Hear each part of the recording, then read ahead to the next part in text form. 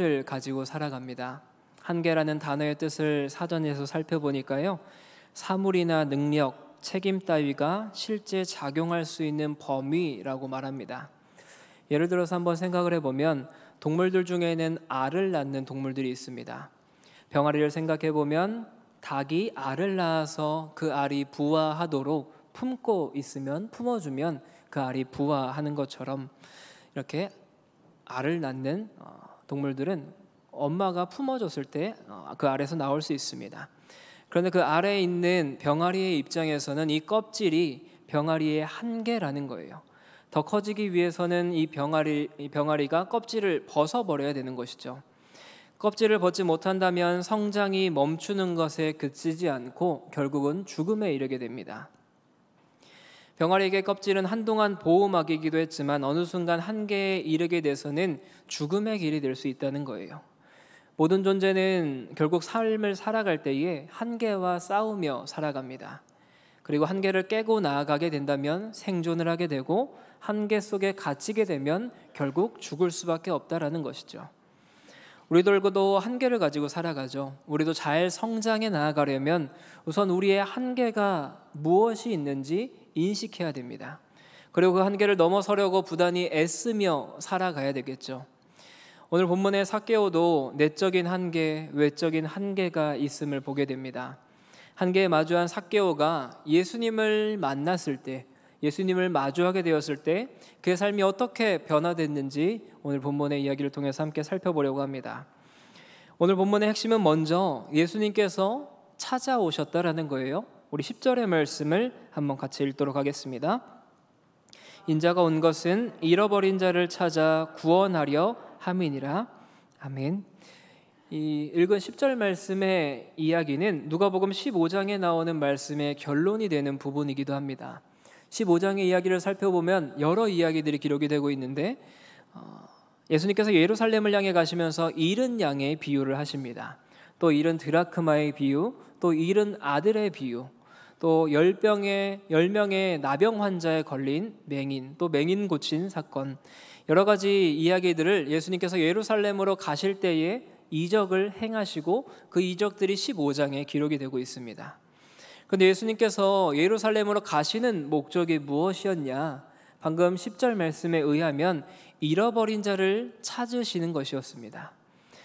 십자가에 달려 돌아가시기 그 직전까지 잃어버린 자가 누가 있는지 찾으면서 예수님께서는 그들을 구원하셨다라는 거예요. 오늘 본문의 삭개오의 이야기도 마찬가지입니다. 예수님께서는 십자가에 달리시기 위해서 마지막으로 예루살렘으로 향해 가고 계세요. 가시는 도중에 여리고라는 땅을 일부러 방문하십니다. 여리고를 통과하신 이유는 잃어버린 자였던 삭개오를 찾기 위해서예요. 이 삭개오를 찾아서 이 삭개오를 구원하시기 위해서 예수님께서 여리고를 통과하신 것이죠. 예수님께서 먼저 찾아오셨다라는 것이 오늘 본문의 핵심이고 우리 인생의 핵심이기도 합니다. 예수님께서 여기 모여 계신 모든 분들을 찾아오셨기 때문에, 예수님께서 우리를 만나주셨기 때문에 우리가 지금 명절인 이 날에도 함께 모여서 예배하고 찬양하는 것 아니겠습니까? 저도 예수님께 너무 감사한데 예수님께서 저를 만나주셔서 지금 이 자리 가운데서 함께 말씀을 전하고 함께 예배할 수 있는 것이 참으로 감사합니다. 사랑하는 성도님들께서도 예수님을 만나주시는 은혜가 있었기에 지금 이 자리 가운데 계시죠. 그렇다면 예수님의 사랑을 경험한 우리들은 오늘 이 삭개오의 이야기를 잘 이해할 수 있을 겁니다. 그때 만약 예수님이 나를 만나주시지 않았다면, 예수님이 나에게 찾아와 주시지 않았다면 지금 우리의 인생은 어떨지 한번 생각해 보면 어떠십니까? 우리 인생이 어떻게 되었을지 끔찍하지 않으십니까? 그때 예수님께서 우리를 삭개오처럼 만나주셨던 심정을 가지고 오늘의 본문을 함께 살펴보기 원해요. 2절의 말씀은 이렇게 이야기합니다. 삭개오라 이름하는 자가 있으니 세리장이요 또한 부자라. 삭개오의 이름에는 순결, 순수, 의로운 이런 뜻을 가지고 있습니다. 그런데 삭개오의 이름의 뜻을 알고 있었던 이 주변의 사람들은 삭개오가 위선적인 삶을 살아가고 있다고 생각했을 거예요. 삭개오의 삶의 방식은 결코 순결하지 않았고요, 결코 순수하지 않았고 가장 부패한 삶을 살아왔던 사람이기 때문입니다. 잘 아시는 것처럼 삭개오는 세리장이에요. 세리들 중에서 책임자의 자리에 있었던 사람이 바로 세리장입니다. 유대 사회에서 세리장은 다른 세리들보다도 더 혐오의 대상이었어요. 당시 유대인들은 세리를 두 가지의 측면에서 죄인으로 여겼는데, 먼저는 세리가 나라를 파는 죄인이었습니다. 세리들은 로마 제국을 위해서 세금을 걷는 사람들이었어요. 따라서 세리가 된다라는 것은 내가 살고 있는 이 나라를 파는 행동이었고, 또 매국노의 취급을 받을 수밖에 없었습니다. 또 두 번째의 측면에서의 죄인은, 유대인들은 세리를 도둑질하는 죄인으로 여겼어요. 당시에 상당수의 세리들은 정해진 세율에 그것보다 더해서 세금을 더 갈취했습니다. 만약 10을 걷어야 된다면 12를 걷어서 남은 2를 내 뒷주머니로 챙기는 거예요. 내 이익으로 챙겼기 때문에 죄인이고 또 도둑질하는 죄인으로 여겼습니다. 그런데 삭개오는 세리장이었죠. 다른 세리들보다도 더 많은 세금을 착취해서 더 열심히 살아왔기 때문에 지금 이 세리장의 위치에 올랐을 겁니다. 그러다 보니 유대인들의 눈에는 삭개오는 죄인 중에 괴수였을 겁니다. 그렇게 당시 유대인들은 혈통을 굉장히 중요하게 생각했어요. 아브라함의 자손으로 만약 태어났다면 결코 하나님의 백성에서 탈락할 수가 없다고 생각했습니다. 아브라함의 자손이고 정통 유대인이었기 때문에 하나님의 백성 중에는 결코 탈락할 수 있는 사람들이 없다, 이런 믿음을 가지고 있던 사람들이 유대인들이었습니다. 하지만 그 중에 예외가 있었는데, 그 예외가 바로 삭개오와 같은 세리였다라는 거예요. 이들이 얼마나 세리를 증오하고 있는지, 얼마나 싫어하고 있는지를 너무나 잘 알 수 있습니다. 또 유대인들이 세리를 얼마나 죄인으로 여겼는지 예수님을 조롱할 때 뭐라고 불렀냐면, 보라, 세리와 죄인들의 친구로다 라고 불렀습니다. 그 정도로 세리는 죄인의 대명사였어요.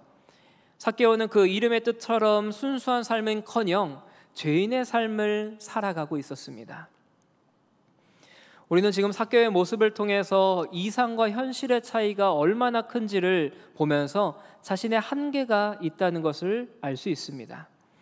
여러분들 혹시 그런 경험 해본 적 있으십니까? 내 이상과 현실의 차이가 너무나 커서 내 삶의 정체성에 혼란이 일어나는 경험이요. 삭개오에게는 이상과 현실의 차이가 너무나 크고 너무나 무거웠기 때문에 자신에게 너무나 크나큰 한계로 다가왔을 겁니다. 삭개오는 자신의 이름에 담겨 있었던 그 뜻대로 살아가지 못했고, 그의 삶은 부도덕한 삶을 살아왔기 때문입니다. 삭개오는 삶을 살아오면서 이 이상과 현실의 차이가 너무나 크기 때문에 이 한계 앞에서 힘들고 무너지고 넘어지는 인생을 살아왔을 겁니다. 그 안에서 오는 좌절감과 또 실패감 속에 살아왔을 거예요. 내가 이렇게 손가락질만 받다가 영원한 지옥에 떨어지면 어떡하지? 라는 또 걱정을 가지고 살아왔을 것입니다. 그리고 이렇게 힘들고 괴로운 만큼 삭개오는 어떤 것을 갈망했겠습니까? 바로 구원을 갈망했겠죠. 그러던 어느 날 예수님께서 여리고를 지나간다는 소문을 들었을 때 삭개오의 심정이 어땠을까요? 심장이 막 두근두근 거리지 않았을까요? 심장이 요동쳤을 겁니다. 삭개오는 예수님에 대한 소문을 익히 들었을 거예요. 세리와 죄인의 친구 되시는 분이고, 많은 기적을 펼치시고 많은 이들의 아픔을 고쳐주고 그들을 구원해 주셨다라는 이 소식을 들어서 잘 알고 있을 것입니다. 그래서 삭개오는 이러한 마음이 들었을 겁니다. 예수님 자신의 별명이었던 것처럼 내 친구가 되어주신다면 나는 이 절망의 자리에서 벗어날 수 있지 않을까라는 생각이 들어서 어떻게든 예수님을 만나고 싶었을 거예요. 하지만 삭개오가 예수님을 만나고 싶은 마음과 그 뒤에 그가 가고자 하는 그 길 앞에는 장애물이 있었습니다. 우리 오늘 본문 3절과 4절의 말씀을 한번 같이 읽어보도록 하겠습니다. 그가 예수께서 어떠한 사람인가 하여 보고자 하되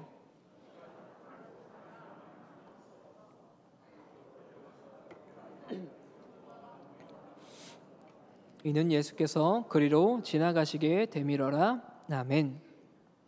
3절에서 보는 것처럼 삭개오가 예수님을 만나는데 장애가 되었던 두 가지가 있습니다. 바로 작은 키와 무리들이었어요. 키가 작은 삭개오는 아무리 발꿈치를 들어서 무리들 넘어 있는 예수님을 보고 싶었지만 볼 수가 없었습니다. 설령 삭개오의 키가 180이 넘었다 하더라도 예수님을 둘러싼 무리들 사이에 있기는 힘들었을 거예요. 왜 그러냐면 삭개오는 세리 중에 세리장이었기 때문입니다. 사람들이 죄인 중에 괴수로 여겼기 때문이에요. 그래서 삭개오를 바라보는 눈빛이 어땠을까요? 분노의 눈빛, 또 원망이 가득 찬 눈초리를 삭개오는 견딜 수가 없었습니다. 그래서 삭개오가 올라간 곳은 바로 돌무화과 나무 위에 올라갑니다. 삭개오가 나무 위로 올라가는 것은 분노와 원망의 눈초리를 피할 수 있는 유일한 방법이었어요. 삭개오의 최소는 나무 위로 올라가는 것이었습니다. 그런데 당시 여리고라고 하는 이 무역의 중심지에서 세리를 인도하고 그들의 장이었던 이 세리장, 이 사람, 또 당시에 이 삭개오의 나이를 추정해 보면 40대에서 50대라고 볼 수 있습니다. 다 큰 어른이, 사회에서 지도자의 역할을 하고 있는 이 어른이 큰 길가에 있는 나무 위에 올라가는 이 모습이 일반적인 모습일까요? 그렇지 않을 것입니다. 삭개오가 나무에 올라가는 모습을 통해서 우리에게 보여주고자 하는 것은 어떤 것일까요? 또 예수님께 드러내고 싶은 삭개오의 마음은 어떠한 마음이었을까요? 바로 절박한 마음이었을 겁니다. 또 간절한 마음이었을 거예요. 예수님을 만나고 싶은 간절하고 절박한 마음을 이 나무 위에 올라간 행동을 통해서 삭개오가 우리에게 알려주고 있습니다. 삭개오는 오늘 본문 바로 앞에 등장하는 앞을 보지 못하는 맹인처럼 다윗의 자손이여 나를 불쌍히 여기소서라고 부르짖지는 못했지만 나무에 올라가는 것을 통해서 자신의 마음을 표현했습니다. 또 삭개오는 12해 동안 혈루증을 앓던 여인처럼 그 많은 군중들을 파헤쳐서 예수님의 옷자락을 만질 수는 없었지만 자신이 할 수 있는 최선을 다해서 나무 위에 올라가는 것을 통해 자신의 마음을 예수님께 보여주었다라는 거예요. 삭개오는 자신이 모든 것을 가지고 있다고 생각했습니다. 또 모든 것을 소유하고 있다고 생각했어요. 성공한 인생을 살아가고 있다고 생각했지만 실상 내 모습을 돌아보니까 한 곳에 구멍이 뚫려 있는 겁니다. 그곳에 공허한 마음들이 너무나 가득한 거예요. 삭개오는 힘도 있었고요, 능력도 있었고요, 사회적인 지위도 가지고 있었습니다. 그런데 삭개오는 자기 마음 가운데 비어있는 부분을 깨닫게 되었고 그 비어있는 것을 채워주실 분이 내가 지금껏 벌어왔었던 돈이 아니라 재물이 아니라 예수님밖에 없다라는 것을 깨달았기 때문에 그 지위가 있는 사람, 또 나이가 있는 사람인데도 불구하고 나무 위에 기어 올라가는 행동을 통해서 자신의 한계를 극복하고 싶은 마음을 예수님께 보여주었다라는 거예요. 사랑하는 성도 여러분, 우리는 예수님을 어떻게 만났습니까? 우리도 예수님을 만나기 이전에 삭개오처럼 우리의 한계에 부딪혀 있지는 않으셨습니까? 내가 추구하고 내가 바라왔던, 내가 지금까지 얻고 싶어 했던 그 모든 것들을 얻었는데도 불구하고 내 안에 텅 비어있는 마음들이 우리의 삶에 있지는 않으셨냐는 거예요. 내가 죄 있는 것을 깨닫고 내 삶에 이 죄인된 삶을 벗어나려고 몸부림치고 애쓸 때 달리 방법이 없어서 무너지고 좌절했던 점이 있지 않으십니까? 중요한 것은 그때 내가 조금 더 힘을 내서 이 한계를 극복했더니, 한계를 어떻게든 돌파했더니 예수님을 만난 것이었습니까? 그렇지 않다라는 거예요. 오히려 나는 한계에 마주하고 절망하고 힘들어하고 있는 그 상황 가운데 예수님을 찾을 때 예수님께서 우리의 삶에 다가오셨다라는 것입니다. 예수님께서 불현듯 내 삶에 찾아오셔서 우리의 이름을 불러주시고 우리와 함께 하시겠다라고 말씀해 주셨다라는 거예요. 내 힘으로는 이 한계를 극복할 수 없지만 주님이 우리 가운데 찾아오셨을 때에야 비로소 그 한계를 극복할 수 있다라는 것입니다. 오늘 본문 5절의 말씀을 우리 한번 같이 읽어볼까요? 5절 말씀 함께 읽겠습니다. 예수께서 그곳에 이르사 쳐다보시고 이르시되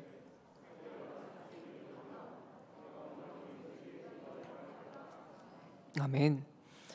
만약에 예수님께서 삭개오의 이름을 부르지 않으셨다면 어땠을까요? 삭개오가 나무 위에서 예수님을 보고 있는데 예수님은 삭개오를 발견하지 못한 겁니다. 그리고 그냥 지나치신다면 어땠을까요? 그러면 삭개오는 자신의 한계 속에서 애만 쓰다가 끝나게 될 것입니다. 예수님께서 삭개오를 쳐다보지도 않으시고 지나간다면 삭개오는 평생을 또 세리의 삶을 살아가면서 죄를 지으며 살아가고 남의 것을 갈취하면서 살아가면서 정체성의 혼란 속에 살아갔을 것입니다. 그런데 불현듯 예수님께서는 그 자리 가운데 발걸음을 멈추시고요, 고개를 위로 들어서 삭개오를 쳐다보시며 이렇게 이야기하는 거예요. 삭개오야, 속히 내려오라. 내가 오늘 내 집에 유하여야겠다라고 말씀하는 겁니다. 예수님께서 삭개오를 만나 주신 거예요. 우리도 그렇게 구원받은 존재들인 줄 믿습니다. 그리고 예수님께서는 지금도 우리를 계속적으로 그렇게 만나주고 계세요. 내가 예수님을 만나는 것이 아니라 예수님께서 우리 가운데 찾아오셔서 우리와 함께 하시겠다라고 말씀해 주시는 것입니다. 이것을 우리는 은혜라고 부릅니다. 그래서 삭개오의 반응, 은혜를 경험한 삭개오의 반응이 6절에서 나타나는데, 6절은 이렇게 말합니다. 급히 내려와 즐거워하며 영접하거늘. 예수님의 말을 들은 삭개오는 그 나무 위에서 급하게 내려옵니다. 그러면서 기뻐하면서 즐거워하고 있어요. 삭개오는 뭐가 그렇게 즐거웠을까요? 예수님께서 본인 집으로 가시겠다라고 하는 이 말씀이 삭개오로 하여금 왜 그렇게 기쁘고 즐거웠을까요? 삭개오의 이름의 뜻이 무엇이었습니까? 순결, 순수였습니다. 삭개오의 부모님은 이 아들을 낳고 순결한 사람이 되기를, 순수한 사람이 되기를, 의로운 사람이 되기를 하는 마음을 가지고 이름을 지었을 거예요. 또 우리들도 그렇게 아이들의 이름을 짓잖아요. 이 아이가 이렇게 자라났으면 좋겠다라는 마음을 가지고 아이의 이름을 짓습니다. 그런데 당시에는 특히 사람의 이름에 꿈과 이상을 담았어요. 그런데 이 아이는 자라면서 세월이 지나면서 순결하게 살아가는 것이 아니라 세리가 되었습니다. 더 나아가서 세리장이 되어지는 이 과정 속에 삭개오는 더 이상 순결한 사람이 아니라는 거예요. 더 이상 순수한 사람이 아니라는 것입니다. 그렇다면 주변 사람들은 삭개오를 어떻게 불렀을까요? 키가 작았기 때문에 난쟁이라고 불렀을 수 있겠죠. 또 세리장이었기 때문에 세리장이라고 불렀을 수 있겠죠. 아무도 그를 의로운 사람, 순결한 사람, 순수한 사람이라고 의미하는 이 삭개오라는 이름을 불러주지 않았다라는 것입니다. 그런데 예수님께서 입을 열어서 말씀하시는 것이 삭개오야라고 이름을 불러주시는 것입니다. 삭개오는 자기 자신도 잃어버렸던 이름을 예수님을 통하여 듣게 되었고, 그 가운데 삭개오의 마음은 녹아내렸을 거예요. 그 가운데 크나큰 감동이 있었을 것입니다. 내가 잊고 있었던 나를 발견하게 해주시고 내 이름을 불러주시는 예수님, 그 예수님께서 자신의 집에 유하겠다고 말씀하시니 이 얼마나 기쁘고 얼마나 즐거운 일 아니겠습니까? 그런데 즐거운 사람만 있는 것은 아니었습니다. 예수님께서 삭개오의 집에 들어가시는 것을 목격하는 사람들이 있었죠. 그들이 어떠한 반응을 해요? 수군거립니다. 예수님께서는 이 모든 사람들에게 죄인 취급을 받고 있던 삭개오의 이름을 부르시면서 그의 집에 들어가실 때 사람들은 오해할 수밖에 없었을 거예요. 아, 예수님도 돈 많은 사람을 좋아하는구나. 아, 예수님이 저 사람이 누구인지 모르기에 저 사람을 불러서 함께 식사를 하자고 하는 걸까라는 마음들이 주변에 모여있는 사람들의 마음이었을 것입니다. 그런데 예수님께서 삭개오를 만나주심을 통해 우리가 알 수 있는 것이 무엇입니까? 예수님의 구원의 은혜는 사람의 어떠한 조건도 보지 않는다라는 거예요. 이 사람이 죄인이든 죄가 없든 돈이 많든 돈이 적든 이런 것을 보는 것이 아니라 우리 예수님은 어떠한 조건도 보지 않으시고 자신의 자녀를 불러주시고 사랑해 주신다라는 것입니다. 주변의 사람들은 삭개오가 구원받을 만한 사람이 아니었을 거라고 생각했을 거예요. 삭개오와 같이 멸시와 조롱을 받는 죄인은 결코 예수님께서 상대하지 않을 거라고 생각했습니다. 그런데 예수님께서는 그 많은 무리들 중에서 삭개오의 이름을 불러주셨고 삭개오를 택하여서 함께 하겠다라고 말씀하십니다. 은혜가 무엇입니까? 은혜는 거저 주시는 하나님의 선물이라는 거예요. 내가 내 한계를 돌파해서 은혜를 쟁취하는 것이 아닙니다. 내가 내 한계를 이겨내서 은혜를 받아내는 게 아니라는 거예요. 오히려 그 반대입니다. 우리가 예수님의 그 은혜를 경험해야만 내 안에 있는 한계들을 이겨낼 수 있는 것입니다. 은혜를 경험해야만 내 안에 있는 한계들을 부숴낼 수 있고요, 그 한계를 다 깨트릴 수 있다는 것입니다. 우리는 여전히 삶을 살아가면서 내 한계 때문에 발버둥 치고 애쓰며 살아갑니다. 하지만 우리는 이 한계를 인정해야 되고 그 한계를 어떻게든 이겨내보려고 애쓰는 노력이 필요합니다. 그 노력이 필요함과 동시에 주님께 나아오는 그러한 마음들이 우리에게 있어야 된다는 거예요. 중요한 것은 예수님께서 우리를 만나주시는 것인 줄 믿습니다. 그런데 우리가 여기서 한 가지 더 생각해 봐야 될 부분이 있습니다. 거저 주시는 선물로서의 은혜는 우리에게 확실한 증거를 남긴다는 거예요. 그냥 나한테 잠깐 머물렀다가 떠나는 것은 은혜가 아닙니다. 예수님이 만나주시는 선물로서의 은혜는 나에게 와서 강력한 역사를 남깁니다. 확실한 증거를 남겨요. 이것이 너무나 중요하다는 거예요. 왜냐하면 우리가 습관적으로 은혜 받았다라고 말할 수 있기 때문입니다. 이게 어떤 말인지 8절의 이야기를 통해서 함께 살펴보겠습니다. 8절 말씀 함께 읽겠습니다. 삭개오가 서서 주께 여짜오되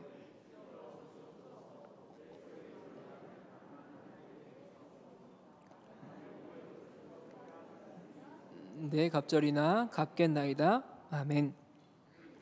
삭개오는 지금 두 가지의 결단의 고백을 하고 있어요. 첫 번째는 자신의 소유의 절반을 가난한 사람들에게 나누어 주겠다.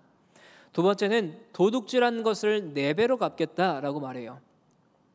이 첫 번째 결단은 삭개오가 큰 부자였기 때문에 자신의 소유의 절반을 떼어서 가난한 사람들에게 주어도 삭개오의 삶에는 큰 영향이 없었을 겁니다. 큰 타격이 없었을 거예요. 워낙 부자였기 때문이죠. 하지만 두 번째 고백이 이것이 인상적이라는 거예요. 삭개오가 누군가에게 속여서 빼앗은 돈을 4배로 갚기 시작한다면 그의 재산과 그의 인생이 큰 타격을 받기 때문입니다. 왜냐하면 삭개오는 지금까지 남의 돈을 쟁취하면서 돈을 벌어왔던 사람이기 때문이에요. 삭개오는 사람들에게 돈을 뺏었던 세리였습니다. 그런데 가난한 자들에게 자신의 재산을 절반이나 주고 누군가를 속여서 빼앗은 돈의 4배로 갚겠다라고 하는 이 모습은 삭개오가 진정으로 예수님을 만나서 변화된 것입니다. 당시에 주변의 사람들은 이러한 삭개오의 변화된 모습이 충격적인 모습이었을 거예요. 왜냐하면 이 말은 지금까지 내가 벌었던 이 모든 것들을 다 내어놓겠다라는 뜻이기 때문이에요. 내가 인생에서 가장 소중하게 생각해 왔었던 물질, 재산, 돈, 이것들을 모두 다 내어놓겠다라는 고백이 지금 삭개오의 입술에서 터져 나온 고백이기 때문입니다. 내 인생 전체를 다르게 살겠다라고 하는 회개의 말이기 때문에 주변의 사람들은 굉장히 충격적이었을 거예요. 그런데 더욱더 신기한 것은 예수님께서는 삭개오에게 너가 어떠한 모양으로 바뀌어야 된다라고 말씀하지 않으셨다라는 것입니다. 예수님께서 삭개오에게 죄를 돌이키기 위해서 어떠한 이야기도 하지 않았다라는 거예요. 그렇다면 삭개오는 언제부터 자신의 마음의 문이 열렸을까요? 아마도 돌무화과 나무 위에 있을 때 삭개오야라고 하는 이 이름을 들었을 때 그의 마음의 문이 열렸을 것이고 기쁨으로 주님을 맞이했습니다. 또한 삭개오의 집에 유하겠다고 말씀하셨을 때 삭개오의 마음은 녹아내렸을 거예요. 자기 집으로 예수님을 모시고 와서 식사를 준비하고 잔치를 준비할 때 예수님께서 함께 식사하시는 이 모습을 보고 삭개오의 마음은 더욱더 열렸을 것입니다. 예수님이 누구십니까? 세리와 죄인들의 친구입니다. 예수님께서는 그 소문대로 지금 세리와 식사하고 있는 거예요. 죄인과 함께 하고 있는 겁니다. 그 자리에서 삭개오의 잘못을 짚으시면서 너가 이것을 잘못했다, 이렇게 고쳐라.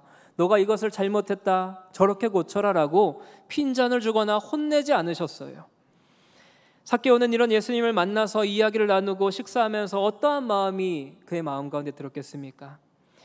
예수님은 우리를 정죄하기 위해서 이곳 가운데 오신 분이 아니라 우리를 사랑하시기에, 우리를 좋아하시기에, 우리와 함께하는 것을 즐거워하시기 위해 오신 분이구나. 그래서 내 인생 가운데 찾아오셨구나 라는 마음이 삭개오의 마음 가운데는 불현듯 들었을 거예요. 이때 삭개오의 마음은 이제 와르르 무너지게 된 것이죠. 자기가 지금까지 쌓아왔던 이 모든 것보다 더 중요한 것이 무엇인지를 발견하게 되었기 때문이에요. 나의 이름을 아시는 분, 나의 모든 것을 아시는 분께 나를 사랑하시고 나를 좋아하시고 나와 함께 있는 것을 즐거워하시는 분이 예수님이라는 것을 알았기 때문이에요. 삭개오는 그 예수님 앞에서 내가 소유한 이 모든 것보다 더 소중한 예수님을 자신의 인생 가운데 모시기로 결심한 겁니다. 이것이 진정한 회개의 고백 아니겠습니까? 삭개오가 결단한 것은 그가 진정으로 예수님을 만났기 때문이에요. 남들에게 보여주려고 의수되려고 변하는 것이 아니라는 거예요. 예수님께서 만나주실 때, 예수님의 인도하심을 따를 때 강력한 역사가 일어나는 줄 믿습니다. 진정한 변화가 나타나는 줄 믿습니다. 진정한 변화는 그냥 지식과 감정만의 변화가 아니에요. 진정한 변화는 우리의 의지를 변화시키고 우리의 삶을 변화시켜서 내가 어떻게 살아가겠다고 주님 앞에 결단하는 모습이 바로 은혜의 결과라는 것입니다. 사랑하는 여러분, 우리도 마찬가지겠죠. 예수님께서도 우리를 만나주셨습니다. 그런데 예수님께서 우리를 만나주신 것이 단지 우리의 어떤 지식이나 감정만을 해소하기 위해서 만나주신 게 아니라는 거예요. 쉽게 말해서 예수님께서는 우리가 모르는 것을 깨닫게 하기 위해서만, 혹은 우리의 답답한 가슴을 잠시 어루만져 주시기 위해서만 은혜를 주시지 않는다라는 것입니다. 평소에 우리는 자주 이렇게 고백합니다. 오늘 은혜 많이 받았다. 오늘 가슴이 답답해졌는데 괜찮아졌다. 이때에 고백하는 이 고백들이 우리의 입술에서만 나오는 고백일 때가 있지 않으십니까? 내 인생의 주인이신 예수님께서 나를 만나주실 때 그저 내가 알지 못했던 새로운 지식을 넣어주시고 답답한 가슴만 시원하게 해주는 것으로 내 인생의 주인이신 예수님께서 만족하실까요? 우리는 그럴 수 있습니다. 그런데 예수님께서는 그러지 않으신다라는 거예요. 예수님께서는 우리의 삶을 바꾸길 원하십니다. 예수님께서 우리를 만나주실 때 우리의 삶을 변화시켜 주시는 그 분명한 증거가 우리의 삶에 남아있기를 원하신다라는 거예요. 하지만 우리는 머뭇거릴 때가 있습니다. 삭개오가 예수님을 만났을 때처럼 내 재산의 전부를 내어놓겠습니다라는 이 결단의 고백이 우리의 입술에서 나오기가 힘듭니다. 내가 가지고 있는 욕심들, 내가 이것만큼은 포기 못하겠다, 내가 지금까지 이뤄왔던 이 모든 것들은 포기할 수 없습니다 라고 이야기하는 게 우리의 모습일 때가 있다는 거예요. 그런데 중요한 것은 예수님을 만나게 된다면 이러한 것들도 내어놓을 수 있어야 된다는 것입니다. 이것들이 내 삶의 공허한 부분들을 채워주지 못한다라는 것을 우리가 깨닫고 내어놓을 수 있어야 된다는 거예요. 오늘 삭개오가 보여준 모습을 통해서 우리도 우리의 삶에서 내가 쥐며 살아왔던 것들을 다 내어놓기를 주님의 이름으로 간절히 축복합니다. 사랑하는 여러분, 우리의 삶 속에서 내가 의지했던 것들, 내가 중요하게 생각했던 것들을 내려놓고 예수님을 의지할 수 있고 예수님을 결단할 수 있는 용기가 우리의 삶에 있으십니까? 내가 가지고 있는 것들을 다 내어놓고 내 욕심을 포기할 수 있으십니까? 우리의 삶에 변화가 일어나게 되면 우리의 지식과 감정뿐만 아니라 우리의 삶의 전체가 변화되어야 되는 줄 믿습니다. 그때까지 우리를 여전히 괴롭히고 있는 이 한계 속에서 발버둥치고 있을지라도, 우리가 그 한계 앞에서 포기하고 싶을지라도 끝까지 예수님 앞에 나와야 되는 줄 믿습니다. 끝까지 예수님 앞에 나와왔을 때 그러다 보면 예수님께서 그 한계 속에 발버둥치고 있는 우리들을 삭개오처럼 바라보시고 우리의 이름을 불러주시며 우리와 함께 하겠다고 말씀해 주시는 줄 믿어요. 그 은혜가 내가 상상한 것 이상으로 우리의 삶을 변화시킬 줄 믿습니다. 사랑하는 성도 여러분, 말씀을 마무리하려고 합니다. 예수님께서는 우리 모두를 만나주셨어요. 우리가 한계 속에서 애쓰고 있을 때 예수님께서는 그런 우리를 찾아와 주셨고요, 우리의 이름을 불러주셨습니다. 그렇다면 예수님께서 우리를 만나주신 은혜의 흔적 또한, 그 강력한 역사 또한 우리 마음 가운데 고스란히 기록이 되어 있어야 되겠죠. 그 흔적이 우리의 삶에서 회개의 결단을 일으키게 하고 주님을 의지하게 하는 줄 믿습니다.